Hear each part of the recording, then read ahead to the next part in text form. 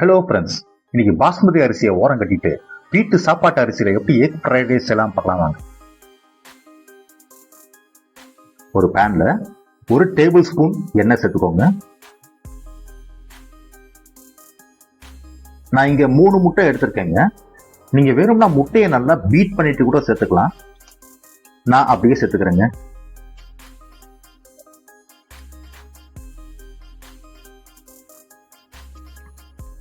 நல்லா பொறுமையாக கலந்து விடணுங்க. ஏன்னா நம்ம செய்கிறது எக் ஃப்ரைட் ரைஸ், ஓகேங்களா? ஸோ இது வந்து பீசஸ் பெருசாகவும் இல்லாமல் சிறுசாகவும் இல்லாமல் மீடியம் சைஸில் இருக்கணும்.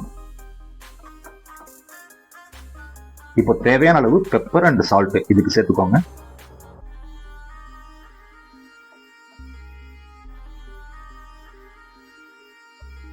பீசஸ் பாருங்க, மீடியம் சைஸ்ல இருக்கு.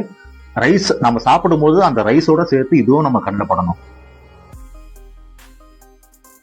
இப்போ ஒரு கடாயில 3 டேபிள் ஸ்பூன் எண்ணெய் சேர்த்துக்கோங்க. இதுல இஞ்சி பூண்டு ரெண்டுமே ஃபைன் சாப்டு நல்லா பொடிசா நறுக்கி சேர்த்துக்கிறேங்க. உங்களுக்கு இஞ்சி வேண்டாம்னா ஸ்கிப் பண்ணிக்கோங்க. இது நல்லா ஃப்ரை பண்ணுங்க. நம்ம நல்லா கலர் சேஞ்ச் ஆகணும். நாம சாப்பிடும் போது இந்த இஞ்சி பூண்டு ரெண்டுமே நம்ம கண்ணிலே படக்கூடாதுங்க. பட் அந்த ஃபிளேவர் மட்டும் இருந்துகிட்டே இருக்கணும்.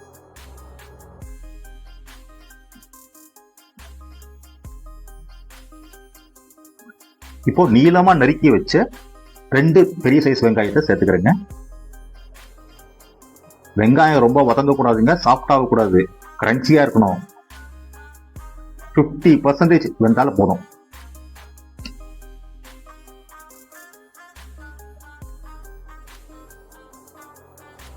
இப்போ ஒரு பச்சை மிளகாய் சேர்த்துக்கிறேங்க. இந்த ரெசிபிக்கு பச்சை மிளகா அண்ட் பெப்பர் இது 2 மட்டும் தான் காரம் கொடுக்க போகுது. கறிவேப்பிலைங்க. கறிவேப்பிலை ஃப்ரைட் ரைஸுக்கு சேர்க்கக்கூடாது யாருங்க சொன்னது? ஒரு 20 இயர்ஸ் பேக் டிராவல் பண்ணுங்க. கடையில் பார்த்தீங்கன்னா அடுப்பு பக்கத்துலேயே கறிவேப்பிலை குத்தை வந்து சொருக்கி வச்சிருப்பாங்க. இப்போ இதுக்கு தேவையான காய்கறிங்க. இன்னைக்கு பீன்ஸு, கேரட்டு, அப்புறம் குடமிளகா எடுத்திருக்கேன். நம்ம கேபேஜ் வந்து நம்ம பின்னாடி சேர்த்துப்போங்க. ஏன்னா அது சீக்கிரம் வெந்துடும். நமக்கு எப்படி வேணும்? கிரன்ச்சியாக வேணும்.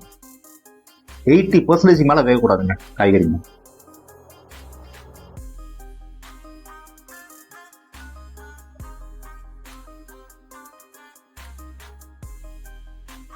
இப்போ அந்த கோஸை வந்து நம்ம சேர்த்துப்போம்.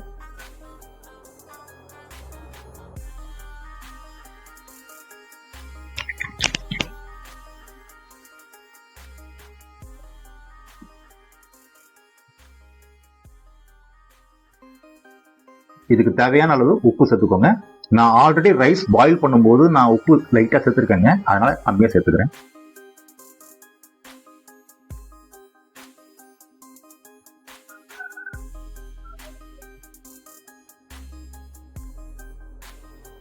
இப்போ ஒரு டேபிள் ஸ்பூன் சோயா சாஸ். இதுக்கு நம்ம வேற எந்த சாஸும் யூஸ் பண்ண போறது இல்லைங்க. சில்லி சாஸ், டொமேட்டோ சாஸ் எதுவும் யூஸ் பண்ண போறது இல்லைங்க. ஏன்னா நம்ம செய்யறது அத்தன்டிக் ஃப்ரைட் ரைஸ். ஒரு 20 இயர்ஸ் பேக் நம்ம என்ன 20 இயர்ஸ் பேக் நம்ம என்ன டேஸ்ட் பண்ணமோ அந்த ரைஸை நம்ம செய்யறோம். இது 80s and 90s தான் தெரியும் இந்த அருமை. இப்போ ரைஸை சேர்த்துப்போங்க. இந்த ரைஸ் வந்து நான் மத்தியானம் வடிச்சிருக்கேங்க. இப்போ நான் நைட்டு சேர்க்குறேங்க. நியர் அபவுட் 6 ஹவர்ஸ்ங்க. 2 ஹவர் வந்து நான் ஃப்ரிட்ஜில் வச்சிருக்கேங்க. எவ்வளோ உதிரியா இருக்கு பாருங்க. அது என்னங்க, ரைஸ் ஃப்ரெஷ்ஷாக பாயில் பண்ணி பரப்பி வச்சு ஆற வச்சு சேர்க்கணுமா?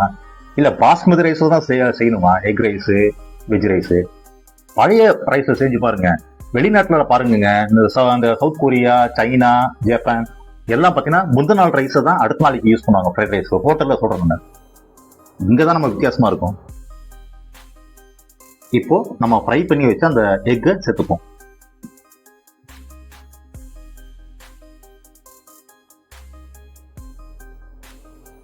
இதையும் நல்லா கிளறி கொடுங்க.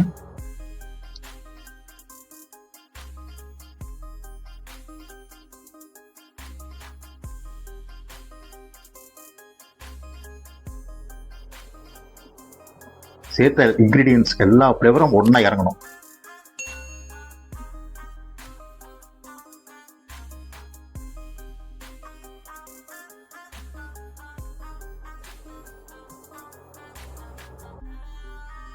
கடைசியா பெப்பர் உங்க விருப்பம் போல எவ்வளவு சேர்க்கணுமோ சேர்த்துக்கோங்க.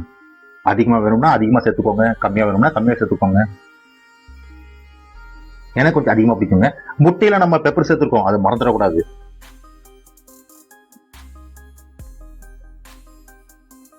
நல்லா கிளறி விடுங்க. அவ்வளவுதான், ரொம்ப குக் ஆகக்கூடாது. பெப்பர் சேர்த்ததுக்கு அப்புறம் அவ்வளவுதாங்க, அடுப்பு ஆஃப் பண்றேங்க. ஈஸிங்க, 20 மினிட்ஸ் செஞ்சிடலாங்க. இதுக்கு போய் நம்ம 120 ரூபா கொடுத்து கடையில வாங்கி வெறும் ரைஸ் மட்டும் கொடுக்குறான். ஸோ அதனால செஞ்சு பாருங்க, என்ஜாய் பண்ணுங்க. நாம அடுத்த வீடியோல பார்ப்போங்க. பாய்.